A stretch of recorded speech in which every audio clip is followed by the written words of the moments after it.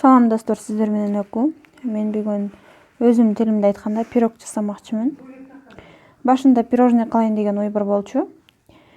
Бирок эч кандай кондитерский эмелерим жок, болгону миксерим бар. Эч кандай техникасы жок. Жасайбыз. Анда эмесе баштайлы. Биринчиден жумуртканы сарысын агын кылып экиге бөлүп алабыз. Меники майда-майда 10 жумуртка. Сиздер 8 кадимкидей эле жумуртка алсаңыз болот.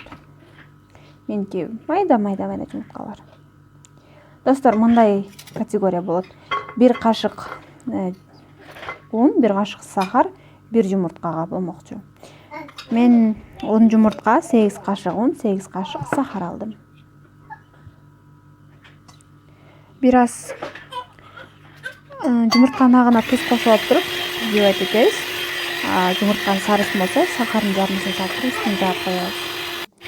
Антесеңиздер достор, жумуртканын сарысынын үстүнө пленка сыяктуу бир нерсе эметип калат. Ал жибайт эткенде соромда калып калат. Достор, менин жанымда балам жүрөт. Сиздер наристе менен кантип тамак жасайсыздар? Комментарийге калтырыңыздар. Менин наристем ушинтип жабышып турат, кээде столдун үстүнө отургузуп, ар кандай кашык-машык, ушундай кичинекей табактарды колуна берип коем. Дайыма ушинтип мен тамактаганда балам жанымда жүрөт. Сиздер кантип жасайсыздар? Оюңуздар менен бөлүшүп кетиңиздер. Достор, жумуртканы чабып атканда, белокту чабып атканда, көңкөргөндө ордунан жылбашып туруп ошого чейин сбивать этесиңер. Жылтоктор болсо, болгон агарып, ичине көтөрүлүш керек. Сахардын баарын жылтокко кошуп сбивать этебиз. Мындай миксериңиздер жок болсо, жемчик менен деле чайып койсоңуздар болот. Жемчик менен кичинекей кетет. Ичине агарып көтөрүлүп калат. Кичине 2-3 кашык аралаштырып алып туруп, анан кайра тиги жака аралаштырабыз.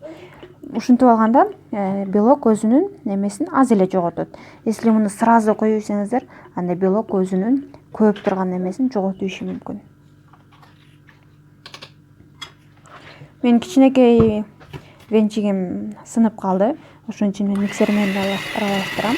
Кичинекей миксерибизде венчигиңиздер болсо, венчик менен аралаштырыңыздар.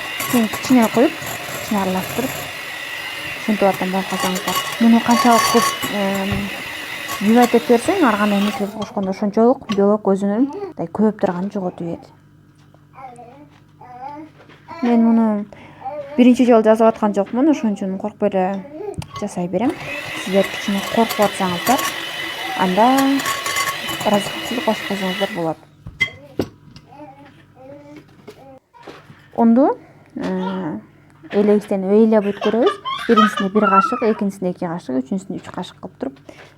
Обязательно достор, сеткадан өткөрүңүздөр. Бул мындай пышный болуш керек.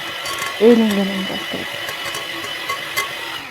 Достор, каналыма катталып, лайк басып, комментарий жазып туруңуздар. Келгиле достор, көрөбүз. Менин подписчигимден канча живой подписчик бар экенин көрөйүн. Жок дегенде ар бир смайлик таштап коюңуздар достор. Мен сизден суранарым.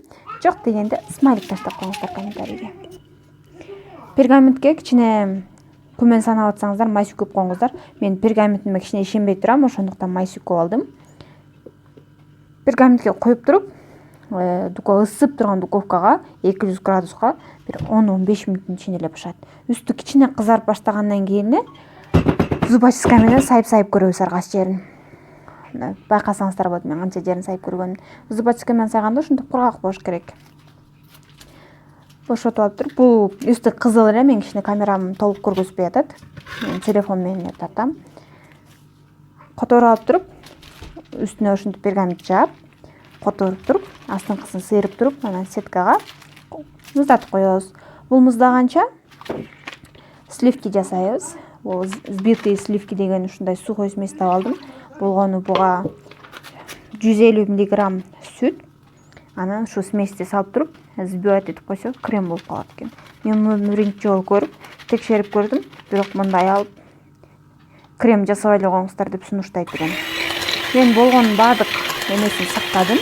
идиш кургак болуш керек, сүт муздак болуш керек, эмчектин муздак болуш керек деген эмелерин сактадым. Бирок меники крем болду. Бирок мындай мен белковый кремди көп жолу жасап көрдүм, бирок меники бир жолу болбой койду. Белковый кремди билгендер комментарийге калтырып кетиңиздер, оюңузга мен баардык комментарийди окуйм. Типа несбитый белки сыяктуу болот, мындай отуруп калат экен көптөн кийин.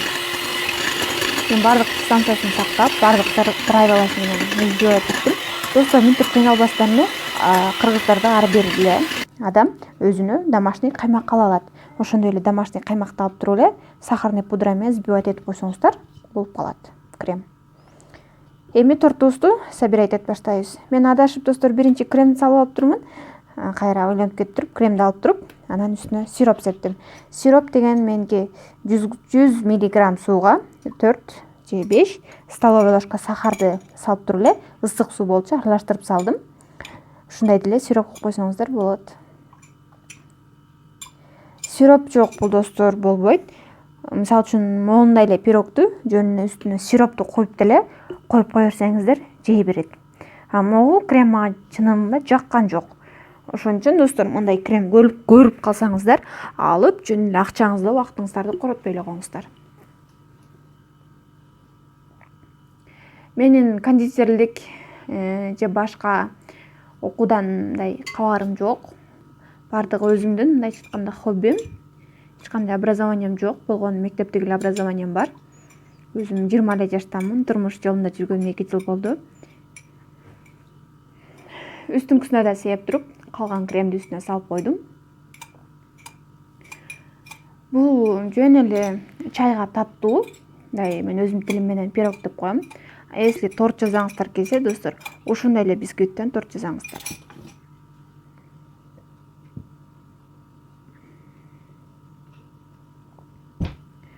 Достор, араңыздарда минтип ойлогонуңуздар бар экен. Блогер болуп эметкенин жашынакай посуда алып колдонсун дегендер. Аларга айтат элем мен YouTube'дан азыр акча таппайм. Жөн гана азыр YouTube үчүн эмгек кылып жүрөм. Ал подписчиктен зависит этпейт экен. Ал көргөн странаңан зависит этет экен. Мени 70% кыргыздар көрөт.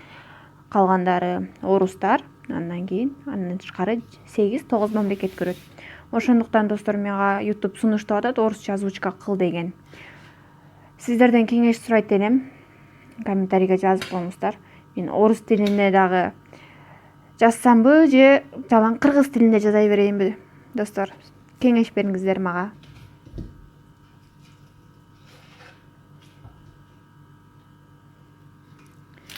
Ойлонуп атам, кыргыз тилинде каналымды баштап туруп, орус тилине өтүп кетсем, подписчиктерим менден кандай десем, көңүлү калып калат деген ниет, мындай ой турат менде.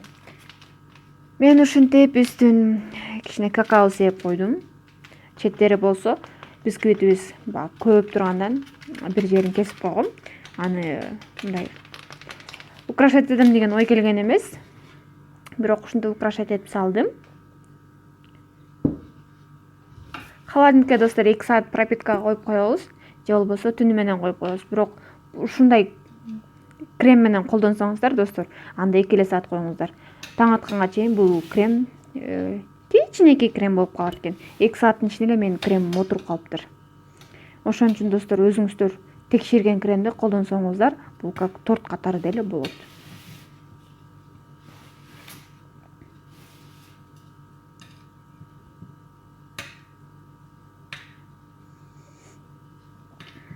Достор, менин каналыма катталыңыздар, өзүңүздөр бар экениңиздерди билдирип, смайлик таштап коюңуздар. Смайликтерди мен өзүмдүн живой подписчигим деп эсептейт. 2 саат пропиткага турду, мен видеону кесип койдум. Достор, мен кескенимен эле байкасаңыздар болот, тортум кандай жумшак болгонун. Анда эмесе каналыма катталыңыз, кийинки видеомду күтөбүз. Саламатта калыңыздар.